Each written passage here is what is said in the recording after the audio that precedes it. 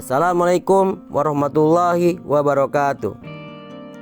Bertemu kembali dalam mata pelajaran Pendidikan Pancasila dan Kewarganegaraan dengan materi peran Indonesia dalam menciptakan perdamaian dunia melalui organisasi internasional.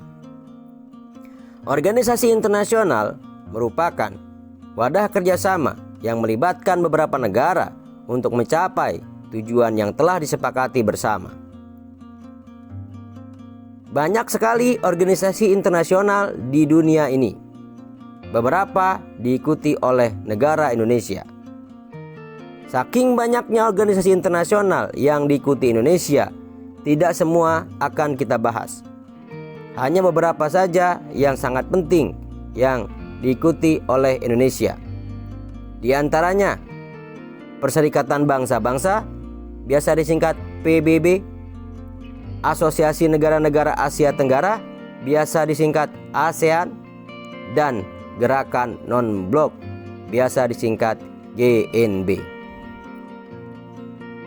Kini kita masuki bahasan pertama, yakni peran Indonesia dalam Perserikatan Bangsa-Bangsa, biasa disebut PBB.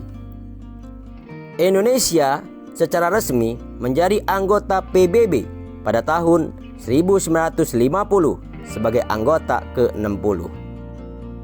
Namun, Indonesia sempat keluar dari PBB pada tahun 1965 dan kemudian bergabung kembali pada tanggal 28 September 1966.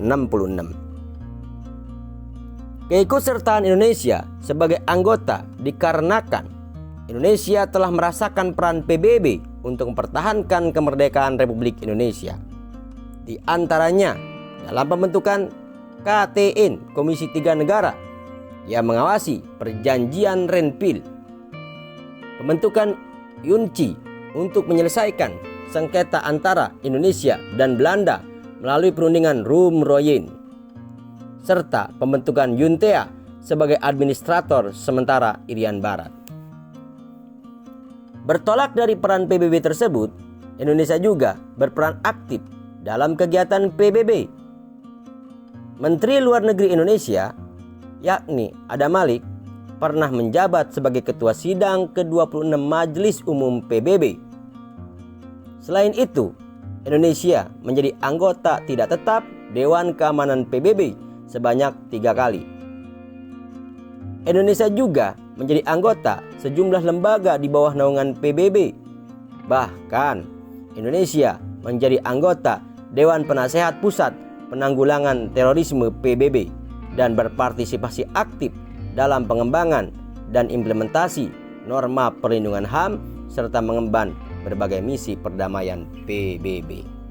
Itulah beberapa kegiatan yang diikuti Indonesia dalam organisasi Perserikatan Bangsa-Bangsa. Selanjutnya kita membahas bahasan materi kedua, yakni peran Indonesia dalam ASEAN. ASEAN berdiri pada tanggal 8 Agustus 1967 melalui Deklarasi ASEAN. Berdirinya ASEAN dilatar belakangi oleh persamaan nasib sebagai negara jajahan dari bangsa Eropa Barat, kecuali Thailand. Saat ini ASEAN memiliki 10 anggota negara di Asia Tenggara, yaitu Indonesia, Malaysia, Singapura, Filipina, Thailand, Brunei Darussalam, Vietnam, Laos, Myanmar, dan Kamboja. Di ASEAN, Indonesia berperan aktif dalam berbagai hal, di antaranya sebagai pemrakarsa berdirinya ASEAN, menjadi lokasi kesekretariatan ASEAN, mendorong penyelesaian sengketa batas wilayah di Laut Tiongkok Selatan yang kini disebut Laut Natuna Utara, serta membentuk berbagai program ASEAN. Adapun program ASEAN tersebut meliputi ASEAN RCEP untuk mempertahankan sentralitas ASEAN di kawasan Asia Pasifik, ASEAN AFEED untuk mencapai kesetaraan pembangunan ekonomi, ASEAN Center untuk menangani isu kebencanaan, perlindungan terhadap migran di kawasan ASEAN, dan penyusunan ASEAN-US untuk menghadapi perundingan perubahan iklim. Itulah beberapa kegiatan yang diikuti Indonesia dalam organisasi ASEAN atau organisasi negara-negara di kawasan Asia Tenggara.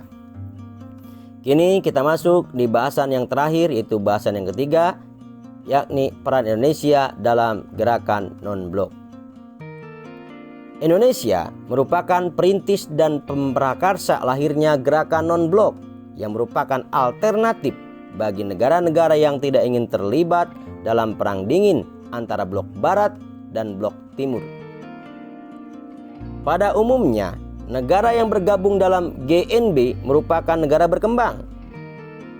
Berkaitan dengan peran dalam GNB, Indonesia aktif dalam persiapkan penyelenggaraan KTT GNB yang pertama di Beograd, Yugoslavia pada tahun 1961. Pada konferensi tingkat tinggi GNB yang ke-10 tahun 1992, Indonesia berperan sebagai tuan rumah. Bahkan Presiden Soeharto pernah menjabat sebagai ketua gerakan non-blok pada periode 1992 sampai 1995. Itulah beberapa kegiatan yang diikuti dan dilaksanakan Indonesia dalam organisasi gerakan non-blok. Dengan demikian, materi pertemuan kali ini selesai. Untuk materi dari peran Indonesia dalam organisasi internasional untuk perdamaian dunia. Selamat bertemu kembali di pertemuan selanjutnya. Akhirul kalam. Wassalamualaikum warahmatullahi wabarakatuh.